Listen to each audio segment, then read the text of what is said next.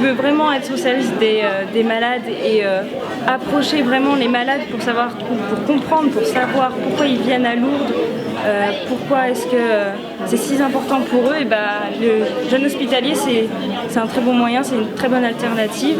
Et en plus à côté, il y a un Pélé et on peut aussi nous-mêmes se ressourcer.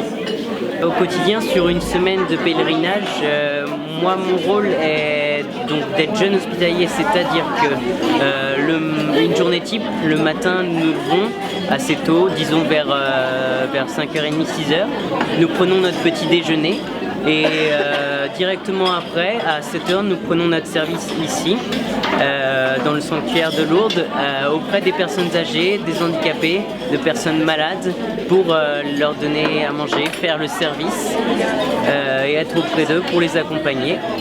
Suite à cela, nous faisons le ménage, tout ce qu'il y a à faire pour terminer bien le service. Ensuite, nous passons des journées où nous visitons des lieux saints, l'endroit où Bernadette a pu passer, ou encore des rencontres avec des personnes avec une foi très grande et beaucoup de marches aussi. Le soir, nous reprenons du service.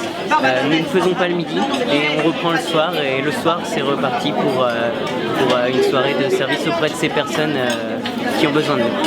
C'est un moment de partage en fait et il y a plein d'amour, il y a plein de... Ils nous racontent leur histoire et nous aussi on peut leur raconter notre histoire, on partage tout ça et c'est assez intense parce qu'on ne connaît pas ces personnes au départ et dès le premier service il y a quelque chose qui se crée, il y a un lien et c'est merveilleux parce que ça nous remplit de bonheur.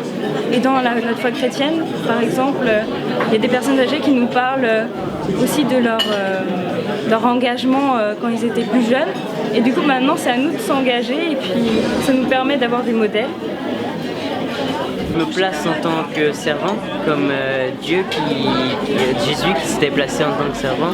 Il nous a dit, j'ai été envoyé en mission par mon père et il a dit je vous envoie aussi. Donc cette phrase nous a été redite par exemple aujourd'hui et elle prend vraiment sens dans ce que l'on fait. Moi je suis venu aussi ici parce que ce pèlerinage faisait partie, a été proposé par notre lycée donc dans le cadre justement de notre foi et nous étions libres de venir et moi c'est une expérience qui permet d'agrandir encore ma foi et de trouver des choses, des sourires, des choses précieuses auprès de personnes malades.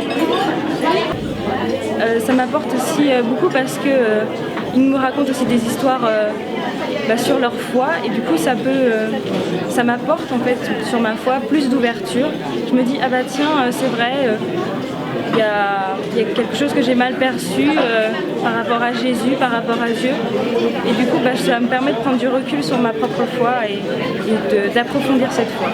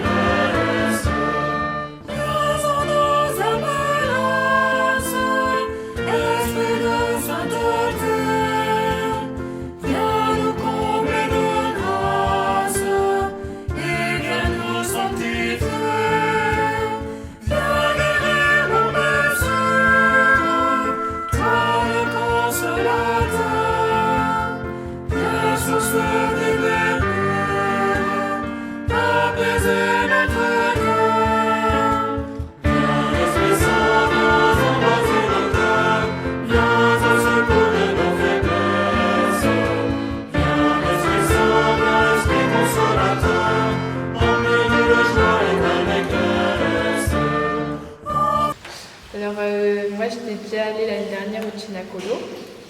Alors en fait c'est une maison où ils accueillent, en tout cas celle de Lourdes, ils accueillent des jeunes hommes qui ont eu des problèmes d'addiction, que ce soit à la drogue, à l'alcool, voilà. Et en fait on a des témoignages.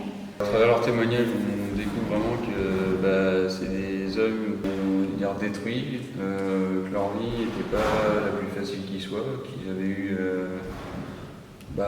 d'énormes périodes de vide, qu'ils se retrouvaient tout seuls et qu'ils ont trouvé un refuge dans la drogue et l'alcool. Après, ils ont eu différents parcours, donc ils ont connu différemment le Chenacolo.